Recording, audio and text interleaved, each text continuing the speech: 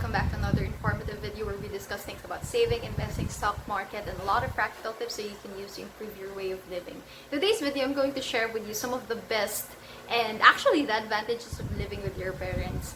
I have my house and I got mine 2 years ago and I filmed about it so you can watch that just in case you are planning to get yours. But despite the fact that I already have my own house, I still choose to live with my parents. So, I'm going to share why it's actually the best option for millennials or working professionals to choose to stay with their parents. I think it's also a case-to-case basis when we discuss these things because it all boils down to preference. There are people who choose to live alone, yung bumukod, kasi they find it more productive and siguro kasama yun sa goals nila. But then there's a lot of advantages if you try to live with your parents and it would spare you a lot of time with them, and at the same time it also allows you to save more. These are the advantages that I think you may consider and why you should choose to live with your parents. Number one, it's cost efficient.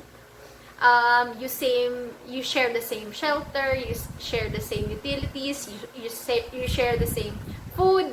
So, in terms of space, at saka yung fact na it would allow you to save more, I think it's also a win-win situation for those people who choose to live with their parents.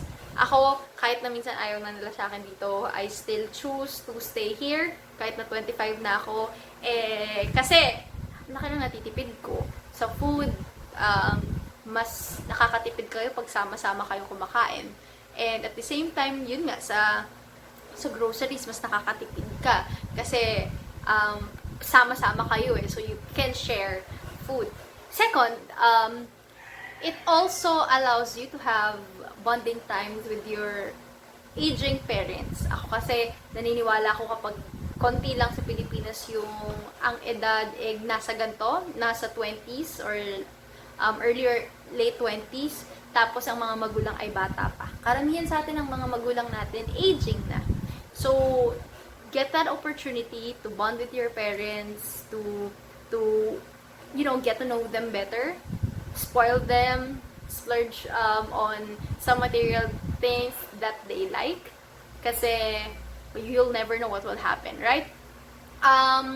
Next, one of the advantages as well is that you get financial advice from old people. Ako, every time I decide on big purchases or things that I want to invest on, most of the time I go to my parents and ask them for their advice. Mahirap kasing mag-isa. Masasanay ka doon sa habit ng ikaw lang, sasarilihin mo lang, wala kang pag-openan, and most of the time, you would open up to your friends, which is, most of the time, kaedad mo, parehas mo mag-isip, hindi pa ganon ka mature, or hindi pa gaanong malawak yung experience nila. So, for me, I would always seek for financial advice, especially on decisions that I think would require me to shell out a big portion of money. So, para lang sigurado, ako, dahil nga nandito na rin ako, mas madali. Fourth, ako, naniniwala kasi ako na sa Philippines, family-oriented talaga yung mga tao. So, hindi mo maiiwasan na makahindi sa mga bagay na hinihingi nila. It also allows you, parang it gives you room to educate them doon sa mga bagay na na-miss out nila nung bata pa sila. One of which is being financially literate. Ako ngayon lang na-open yung mga parents ko sa insurance, retirement plan, which is very late na, pero pwede pang ihabol, investments like mutual funds, emergency fund. Alam mo, kahit matanda ka, you'll need emergency fund. Ako, I actually maximize those moments that I can talk them out in terms of you persuading them on doing this, kasi yung mga kadalasan dyan yung mga matatanda, hindi nila ginagawa kasi hindi nila naiintindihan. So ako, I try to educate them because at the end of the day, they are still your parents, and if they need something, it's actually you who will provide for them. Kasi kung retired na sila at hindi nila napaghandaan, katulad ng maraming nangyayari sa mga Pilipino, then you'll fend for those needs. So, don't look at it as a negative thing. try to look at it parang lighter perspective kasi the more that you would think of the negative, the more na iisipin mo kumawala. Para mas iisipin mo na ayoko na. But there are times like those that you would want to have space. That's why it's also important that you treat yourself from time to time so that you won't feel the pressure and at the same time yung parang nakakulong ka na hindi ka makahinga. Alam mo yung ganong feeling. So, lastly, I think ito yung last ko na sigurong masasabing advantage in terms of living with your parents. Aside from the fact that you bond with them, you also grow with them.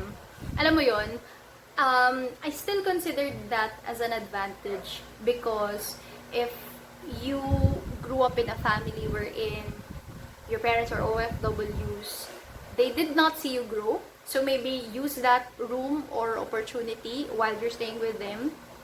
Use that opportunity to grow with them. Because hindi naman ibig sabihin na nung bata ka wala sila, naglumaki ka na tapos na yon. You're still growing, you're still developing, and you're still improving. There are a lot of missed opportunities that you may have when you were young, but this is also a good time for you to grow with them. I think there's no right age or parang right timing rin for growing up. Again nga, maturity doesn't mean age eh. It's not paramount to aging. Ako magkaiba yung maturity at aging for me. So, hindi ibig sabihin na tumatanda ka na, mature ka na. May mga tao ngang matanda na hindi pa mature. So, try to grow with them. There are perks then and disadvantages, but ako, I like to focus on the advantages. So, if you are thinking of getting out of your house and living on your own, maybe you could consider these things. Kasi it's a big, big savings for you if you try to stay muna while you are saving up. Yun. Thank you.